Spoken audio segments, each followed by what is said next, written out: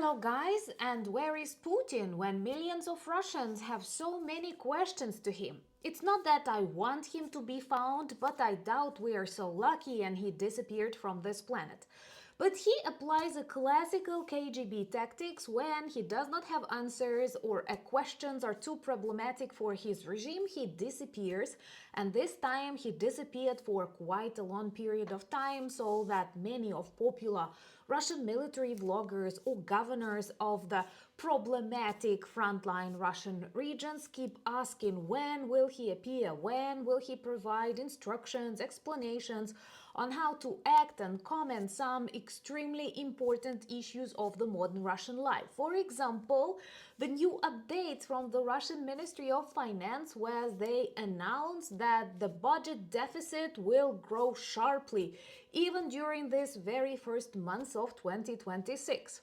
Also, many are expecting his comments on Maduro regime's fall, on Trump's attitudes towards Greenland, and many more things. Right now, the Russian TV keeps sharing canned videos of him. And once again, I don't think that he disappeared for good, but this only demonstrates that the situation around him, his relations with Russian journalists, with governors, is extremely tense because Russia is collapsing from inside. My name is Anna, I'm from Ukraine, I'm in Ukraine, and if you want to see Putin but in The Hague, subscribe and share these videos to spread some good news. I believe after this Davos forum, speeches, tension, we do need some good news. And the fact that Russia is cornered and there are more and more protests and dissatisfaction rising inside of the country tells us a lot. So first of all, tons of Russian military vloggers, traditional supporters of Vladimir Putin, keep asking where is he when they need his instruction on how to comment the fall of Maduro's regime, the problems that Putin's friends face in Iran when people fight for freedom in that country, and many more things, including Trump's comments on Greenland. So these vloggers who traditionally broadcast the ideas of the Kremlin do not have any updates from their main source. Putin was seen in a source of cold water during Epiphany, which Russia celebrates way later than most of the Christian world. And these were canned videos. So many were frightened and began panicking that maybe something happened to the Supreme Kremlin Goblin. And this Russian TV did not bother to even find some photos from the recent years. They shared photos and videos of Putin on Epiphany 8 years ago. And with Putin's love for plastic surgery, fillers that he uses, he actually has that Mar-a-Lago face. I'm sorry. Maybe that's the reason why they have this chemistry with Trump. I'm sorry.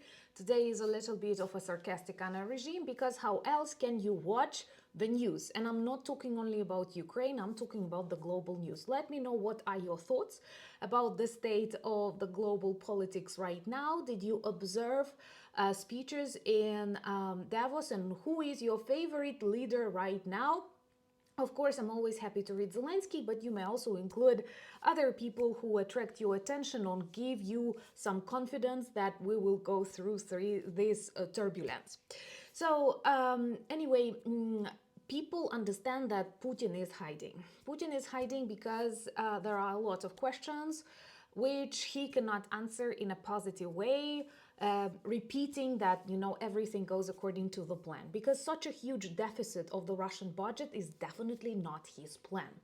And that's beautiful, because throughout the Russian history, most of their imperial projects collapse under the burden of economic problems.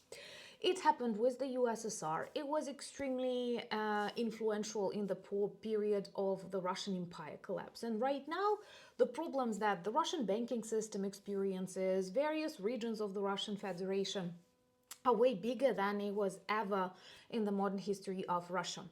And it's really interesting to see that now openly Ministry of Finance of the Russian Federation decided to warn the citizens of a sharp increase in budget deficit. I do love it how they first say sharp increase of budget deficit. That is the Russian newspeak, and I will also need to quote the forecast of the Russian Ministry of Finance for this year, because this is also composed in that Russian newspeak. That the Russian federal budget will repeat last year pattern with a sharper form of lower incomes. So all the words are super positive, but then it is about the decline, and decline is huge.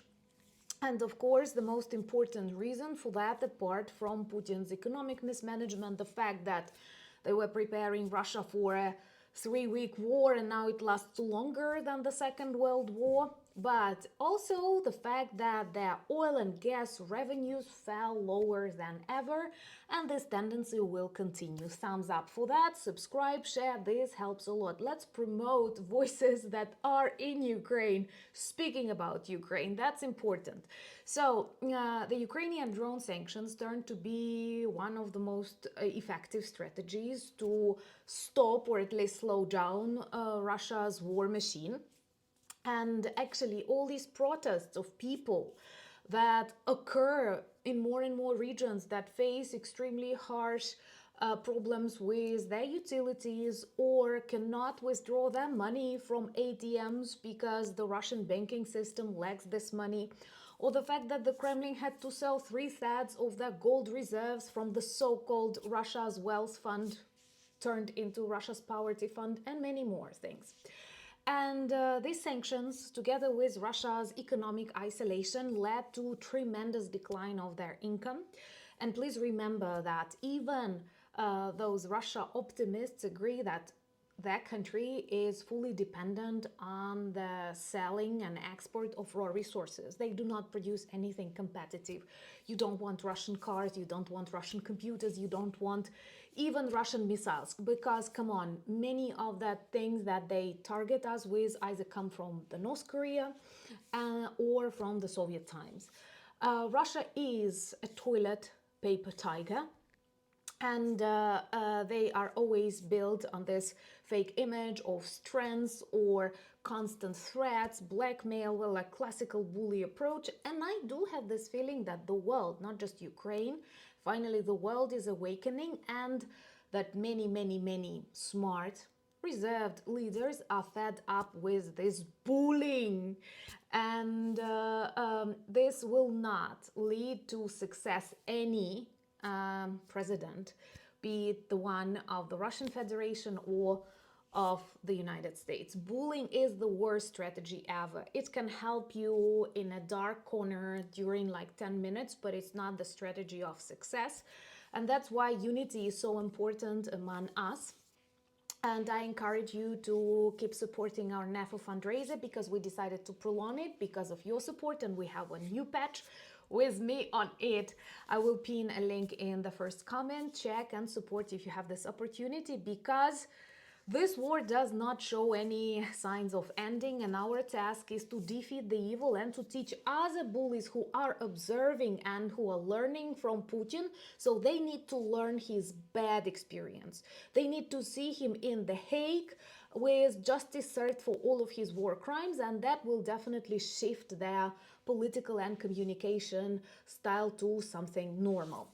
Also, let me know in comments below, are you available this Saturday for our live conversation? I feel like there are a lot of questions that we need to talk, and I'm not going to hide like the Kremlin dictator, because honesty is always the best policy. Follow me on X, Instagram, Blue Sky, Threads, Discord. The link's in the description of this video, same as the link to our merch shop with lots of good items that turn you into the ambassadors of Ukraine. Thank you for reminding the world about our fight and the need to defeat the evil. Evil is in Kremlin. Thank you for buying me coffees, becoming my patrons and sponsors of the channels, but most importantly, thank you for standing with Ukraine. Slava Ukraini!